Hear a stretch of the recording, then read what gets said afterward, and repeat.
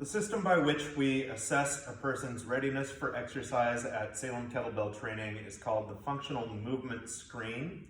In addition to the student's goals and their health history, the Functional Movement Screen gives us an idea of where we need to start the training process.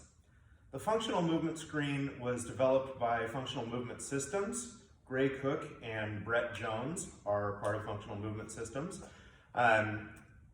That screen is a quick snapshot of how the body moves. It's not meant to be a greatly detailed analysis of a person's movement, although there is part of Functional Movement Systems called the Specific Functional Movement Analysis, the SFMA, which is a more in-depth look. We use the FMS because it's quick, it tells us a lot of what we need to know, and combined with your goals and your health history, it gives us a great idea of where to start the training process. So, the Functional Movement Screen. You have 7 screens. 3 of those have pain clearing tests associated with them. And what it looks at is how you move. What's tight that ought to be a mobile joint segment? What's loose that ought to be a stable joint segment? And where are your asymmetries? Left to right, top to bottom, or front to back. The screens are scored on a scale of 0 to 3. A 0 is a screen where either the pain clearing test was positive or there was pain during the performance of the screen proper. So whether it's during the pain clearing test or during the screen itself, a 0 is not a bad score. A 0 is just indicative that there's something going on that needs to be checked out by a clinician. Somebody who's qualified to give a diagnosis of what's going on and possibly establish a treatment plan from there to work along with me, your instructor, and get you to move better either in the presence of that pain if it's something that is chronic, or to eliminate that pain if it's something that's acute that we can get over. A 0 doesn't preclude you from doing exercises necessarily. It does preclude you from doing exercises that demand something of that area that is in pain. For example, if there is shoulder pain present in either the shoulder mobility screen, the impingement clearing test, or the trunk stability push-up, or the deep squat test, or in fact any of the screens really. If there's shoulder pain, it doesn't mean you can't do anything that's associated with the shoulder on down. Pulling exercises frequently strengthen the shoulder girdle without creating pain. Pushing exercises often strengthen the shoulder girdle without creating pain if they are in the right direction or if they're isometric exercises. So a 0 doesn't mean you can't do a thing. It just means we have to modify until we figure out what's going on and get word back from our clinician. If you've already seen a clinician for something that you're experiencing pain in, hopefully they have given you the correct plan to either manage that pain or avoid that pain or eliminate that pain. The next score is a 1. A 1 means, doesn't look great. This is one of the things I love about the Functional Movement Screen. It gives you information quickly. So you can see a movement pattern that doesn't look great or doesn't look like it's being performed with ease. A 2 means, hey, that looks pretty good. A 3, and this is a unique case here, a 3 is, wow, that's amazing. Why? If we see a 3, for example, in a mobility screen, like the active straight leg raise or the shoulder mobility screen, but we see ones or zeros in the trunk stability push-up or the rotary stability screen. And we know that you're excessively mobile, but you don't have the stability to control that range of motion that you have. So a 3 can be good and it can be bad. What we like to see are 2s all the way down the list of screens. That looks pretty good. Ideally, we see that on screens with a left to right side. Ideally, we see that on the opposing mobility and opposing stability screens. So if you're looking at a trunk stability push-up and the person gets a 2 or a 3 and just nails that trunk stability push-up, hopefully their rotary stability screen also looks that way. If not, we might be looking at potential injury risk. In fact, it's said that if there's one great predictor of injury besides previous injury, it's asymmetry. So if we see a difference in scores from side to side, top to bottom, front to back, we know that we're looking at a potential injury risk. Of course, we take into account your health history as well, because that gives us a good insight into your potential injury risk as well. So that's how the screen is scored from 0 to 3 on each of the 7 screens. What the functional movement screen is based on is a tool called the joint by joint approach. The joint by joint approach is really just an observation of how the body moves at different joint articulations or joint segments. So it can be either an individual joint or it can be a group of joints that move a certain way together, but it basically indicates that we have this alternating sequence of mobile and stable joint segments.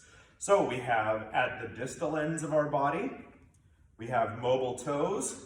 So my big toe should be able to go there, should be able to go there with no pain, no problem. My fingers should be able to articulate well. My palms and the arches of my feet should be stable. So that arch, if it's collapsed, we can then see that that has become a mobile joint segment.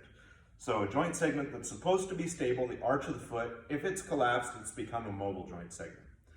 The ankle is supposed to be mobile. It's supposed to be able to go all over the place with that ankle joint. The knee stable. It really shouldn't do much more than hinge, or when it's hinged at 90 degrees, a little rotation. It's when it does stuff outside of that that we run into knee problems. The hip, nice ball and socket joint, should be able to go all over the place. So we should see a lot of range of motion in the hip joint. The lumbosacral joint, so our low back and tailbone, this is a joint segment that should be mobile. So most spinal movement shouldn't come out of that lumbar spine. That's supposed to be a stable joint segment.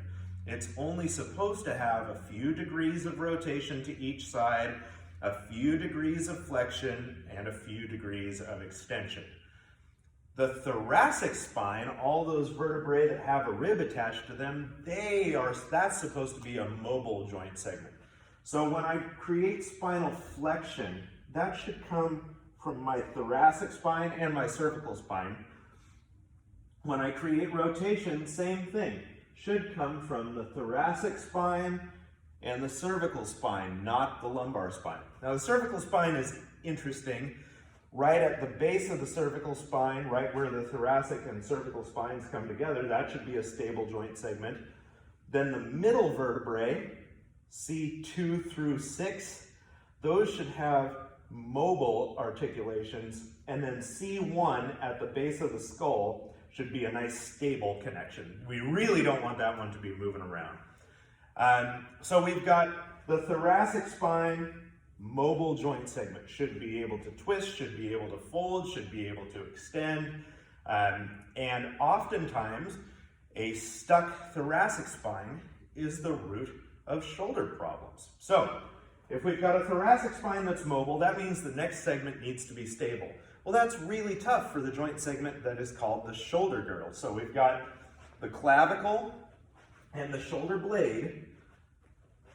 Those are the shoulder girdle, the joints of the shoulder girdle. Now, there's no bony connection other than right here at the top of the sternum where the clavicle comes to the sternum, between the shoulder girdle and the trunk. So it has to be a muscular joint connection. We've got rhomboids, the mid-traps, the lower traps. These are all muscles that are supposed to hold the scapulae, the shoulder blades, in place wherever that place happens to be so that the shoulder joint can then move freely. So we've got mobile thoracic spine, stable shoulder girdle, and mobile shoulder joints. Those should be able to go all over the place. Now, the stability of the shoulder blade changes with where the shoulder joint is going to go. So if I'm reaching up, I need my shoulder blade to be able to float up a little bit and be stable against my rib cage in order to have that overhead range of motion. So the stability of the shoulder girdle can sometimes be movement. The elbow, just like the knee, hinge joint, shouldn't really do much more than that. The wrist joint mobile, the palm and the fingertips, palm stable, fingertips mobile. So the joint by joint approach is really what the functional movement screen is looking at. What's stable that's supposed to be mobile, what's mobile that's supposed to be stable. A lot of these things can be observed as either starting from the center of the body, where we've got lumbosacral instability, or starting at the extremities where we've got articulations that are stuck. So without mobility at the toes and fingers, we need to be able to move somehow or another so the body starts to get it from other joints. So for example, the collapsed arch of the foot, if my toes or ankle are stuck, the arch has to be able to move because we need to move. So the body's going to seek mobility from the joint segment that it can. If it can't get that mobility from the toe or from the ankle joint, it's going to get it from the arch, or it might get it from the knee, and we end up with this valgus collapse. If the hips are stuck, either the knee or the lumbar spine, or maybe both, are going to pay the price and start to slip around where they shouldn't be able to. Sometimes it's all in the middle. All has to do with the diaphragm and the pelvic floor muscles not being able to stabilize, not being able to control that lumbosacral position of stability. This can happen for a number of reasons. The most common one, and the one we really need to be observing more closely, is a woman who has been pregnant or delivered a baby. They've had a significant amount of change occur in this stability system between the diaphragm and the pelvic floor and the abdominal muscles that surround the lumbar spine. There's going to be instability. Now, what that instability looks like can vary, and I strongly suggest that if you are a woman who is pregnant, postpartum, you should get in touch with a pelvic floor physical therapist in order to have that system, that pressure system, assessed and see if there's any risk of further injury to either the pelvic organs or your abdomen if you start exercise. Another one is people don't breathe. So we end up with a diaphragm that's just kind of stuck.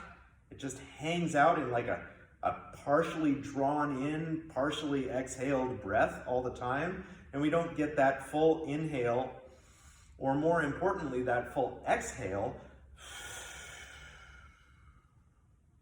that gives that pressure system the movement that it needs to help stabilize the lumbar spine.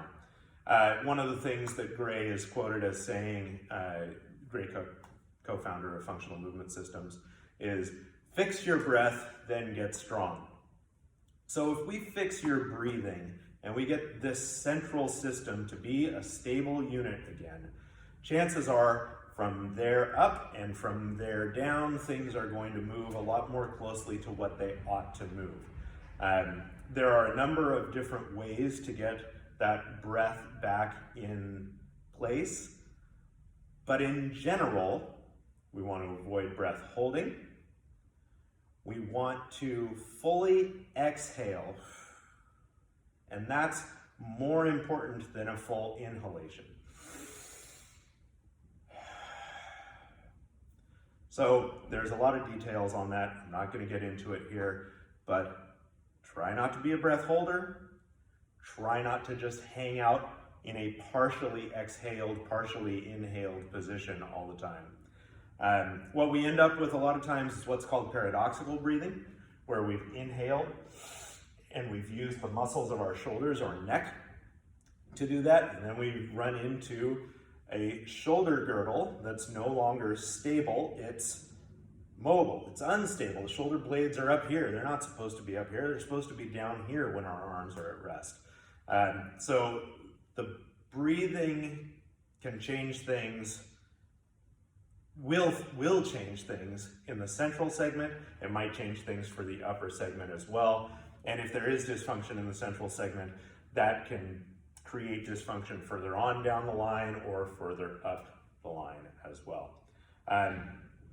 So that's a quick overview of the joint by joint analysis, the functional movement screen. We'll go into each of the screens just with a demonstration here, and you can see what it's all about. Thanks.